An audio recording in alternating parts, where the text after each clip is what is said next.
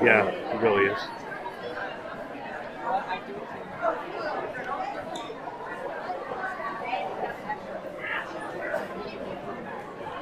There you go, TJ. Very well. Very nice to meet y'all. God bless. How you doing, brother? Nice autograph from my wife. Absolutely. Jessica? I'll tell her I appreciate it.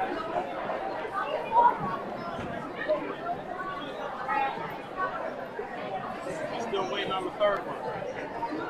It's on the way.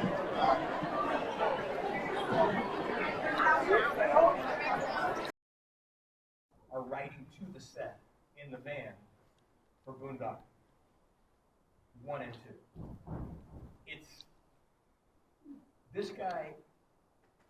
So when we did Boondock 1, I didn't know Billy Conn. They said he's a comedian from the UK. Well, wasn't shit in the US. So, how big could he fucking be? Little do you know that on the rest of the planet, he's bigger than Eddie Murphy, Chris Rock. You know, when he says he lives in a castle, motherfucker lives in a castle. Like there's fucking turrets and a fucking moat. Like that's no shit. Dude lives in a fucking castle. Everybody knows who Billy Conn is. First time I met him, when he tells stories, he's like, I went for a sandwich and tea with Bobby. He's talking about Margaret Thatcher. You don't get that until halfway in the car. You're like, are you Margaret Thatcher? Oh, yeah, Nazi, yeah, we would have a sandwich. What the fuck? He's talking about like, I was, you know, a lot of people say that, you know, that David and Meg, well, you know, they had, you know, this gay relationship, but only I know for a fact that it was true because David was stroking Meg under his hand the whole time he's been doing it or something, and then I'm like, oh fuck! You were miming a wiener and you And he's really talking about those dudes. Like, this dude was a guy. You know what I mean? He hung out with Mick Jagger. Okay, kids, gotta go G. Welcome to conversation. So like I was saying, you know, he handed out treats to everybody, Tootsie Rolls. It was amazing. Really, you know, and then he gave a nice educational speak at the elementary school. He's killing, brother. He's killing. A wonderful, wonderful, wonderful human being. And just, I don't know if he can not be funny. You know what I mean?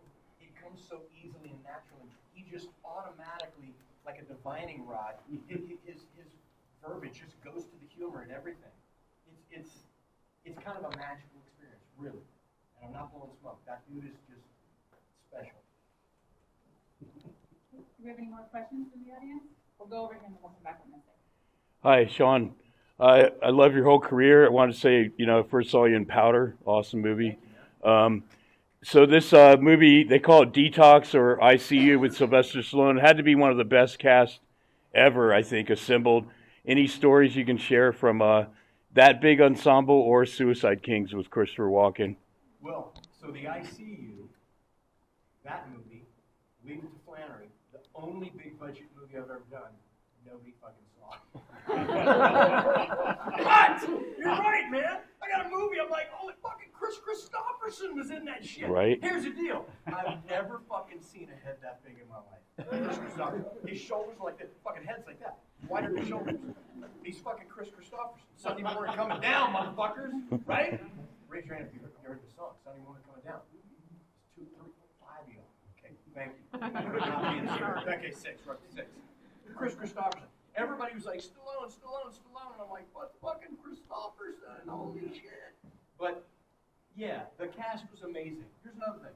Everybody, the stories you hear on the news, this will just tell you the reality. Because everybody's like, you know, Stallone, you know, don't stare at him too long in the eye. And, you know, he's 5'4", you know. And it's like, so I go to do a wardrobe fitting. He's in the wardrobe fitting. He's barefoot.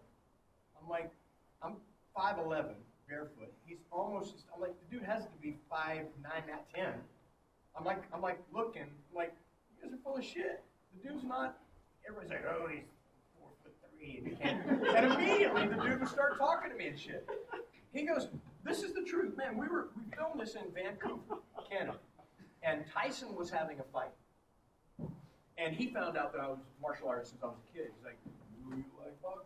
I'm like, fuck, yeah, man, I fucking love boxing. He's like, hold up. And he shut down the Planet Hollywood, and he took me to see the Tyson fight. This guy, you don't look him in the eye, and I'm a fucking C-list actor. Every other fucking A-list. He didn't ask them.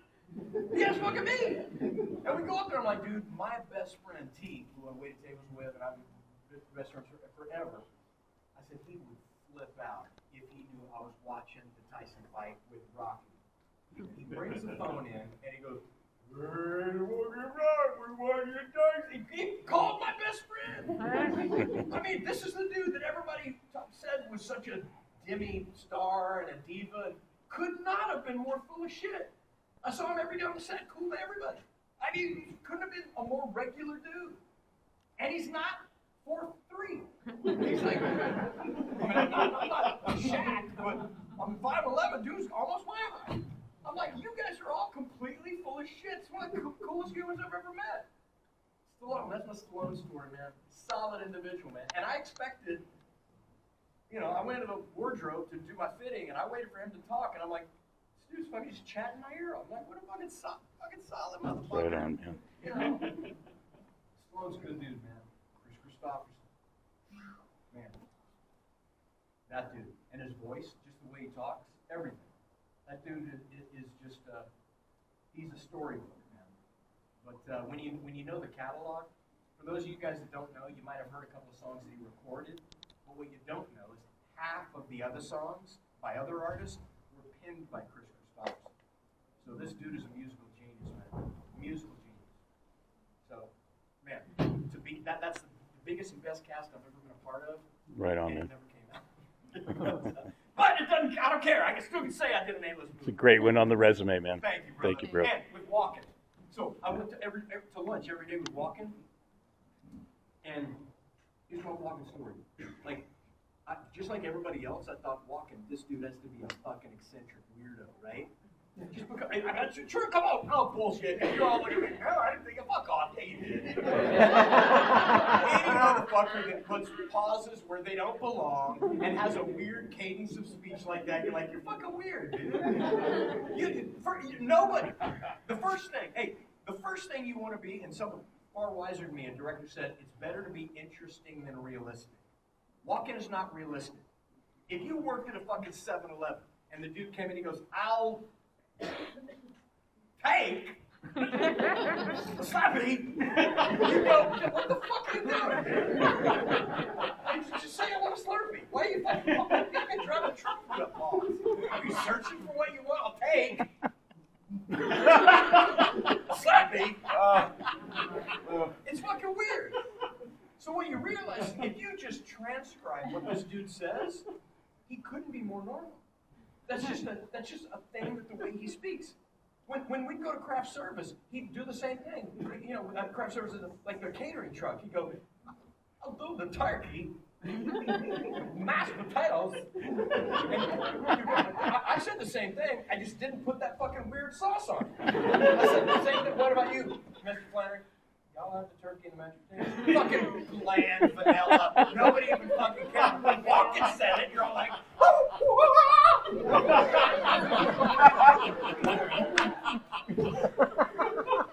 that's the truth, man. And you get anesthetized to it after a while.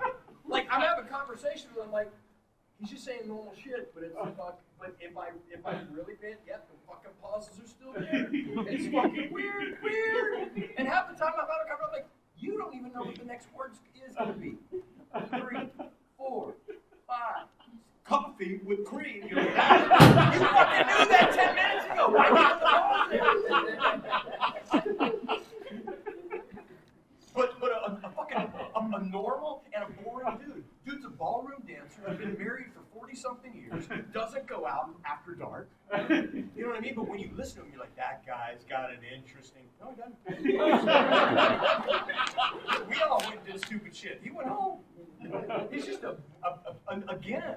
And I hate to sound like a broken particularly nice, wonderful, engaging dude. And we would go to Chinese food every lunch. He would Chinese food, and he would put like 17 lemons in his water. And the waitress knew who he was, and we would walk in the door, and she'd go, "Spring roll, Mr. Walken!" Spring rolls for Mr. Walken. That's what she would. Spring roll, Mr. Walken! They bring spring rolls to him every day. He wanted the same thing. Never changed what he had for lunch. We'd go to this Chinese food. Genuinely good dude, man. Thanks for sharing that, That's man. like 7 billion words for a tiny question. That's better. We're gonna head over here for the last question. All right. Sitting in the theater watching the first Boondock scene, my buddy said, "Oh, it's good to go back a little bit now." You guys come on the screen, holy shit, that's fucking Indiana Jones. I said it kind of loud, people around me were like, "That's not Harrison Ford." I said, "He was Indiana Jones." Everyone had to go watch it after we watched the movie. So the movie's over, and I'm sitting there thinking about Indiana Jones. As far as the stunt work in it, there was a lot. Man, how much of that stunt work did you do? All of it. And did you get hurt? Of course. Like, No. seriously hurt. No, and I'll tell you this. I grew up in Texas, man. It's like all the shit that Hollywood considers stunts is shit that we fucking did growing up. I'll never forget. The first thing we did in Young Indy was London 1916 episode. And I don't know if you remember, Vicky Prentice, played by Elizabeth Hurley, I leave her at the train station, right? And I walk and I get on the train as it's leaving. The train's going fucking a mile an hour. And they wanted to double me. I'm like, you're fucking shitting me, right? Now, I've never been in Hollywood before. I don't want to offend anybody. I don't want to get anybody out of a job. But really? You fucking, like Right. that's the fucking stunt. And I had to talk my way into doing it.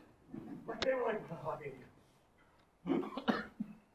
mean, we'll adjust our insurance if you want to do it. I'm like, holy fuck. What about that motherfucker that almost missed the train? He just fucking ran. He was a civilian. He just did it. And he's under Walker, and he fucking still did it. Hollywood's the weirdest fucking place like that. Like, no shit. Eventually, I got to know Simon Crane, who's probably the biggest stunt guy on the planet Earth right now. Like all the Mission Impossible, all that crap. And they realized, okay, this dude is remotely athletic, and I did everything from, the only thing I didn't do was being set on fire. Because you can't tell who the person is anyway, but I did all the falls into box jumps. I got accidentally set on fire. With an explosion cinched my eyebrows and my eyelid. It's shit that you would want to do anyway, though. It's like you're shooting a Vickers 50 cal machine gun. At one time, they're like, okay, you can run in front of this. And I was like, what's the concussive power of this 50 cal? Oh, they're half loads meaning half the gunpowder. Man, I ran in front of this thing, and it ripped a hole in my ankle wrappings from World War I. Ripped a hole in it. Just they're like, holy shit. Realized it was a Czech crew. They had put the full loads in, which is, I mean, there's some dangerous shit. The most dangerous thing I did on Young Indy is we capsized the steamer. When we shot in the Congo, we were base camped in Kenya. We took a twin otter aircraft, twin engine, low altitude pass to get the gazelles out of the way, landed, took Range Rovers for about 4 hours to the coast of the Tana River. Took canoe, they're calling them canoes. Took about 3 hours in canoes to the Indian Ocean. So we're at the intersection of the Tana River and the Indian Ocean. Tana River's still, so there's bellhardsia, parasite that can kill you, get into your water, in your eyelids or anything else. The whole trip during the canoes, there's this poking out of the water. Oh shit, those are hippos, just hippo eyes, just poking out of the water. Most territorial animal known to man. Don't be afraid of the crocs, be afraid of the hippos, right? So finally we're shooting this steamer, and you can go back and look at the episode. I actually wrote a blog about this as well. We make a U-turn. We make a U-turn in the steamer, we go back, and there's a camera boat approaching us as we're approaching the steamer. Tana River is probably 75 yards wide across. And, you can't bathe in it, you can't do anything because it's still. We do it, we don't get the shot, make a U-turn, do it again. And every time I make a U-turn, I can feel the hull, as we're making a U-turn on the steamer, the hull's catching, and it, bing, and then it comes loose. And we make a U-turn. Sun's going down, so now we're like almost, guys, and it comes, oh man, we're like 45-degree angle. Like, we just need one more shot. I'm like, this is gonna flip. Oh, it's gonna flip. We just need one more shot. Okay, cool. So We shoot it again, make the U-turn. I'm walking up to the railing. So are all of the Masai Mara who are extras. So they don't speak a lot of English. I taught them how to play hacky sack. One of my greatest achievements is I traded them for 5 Ethiopian crosses.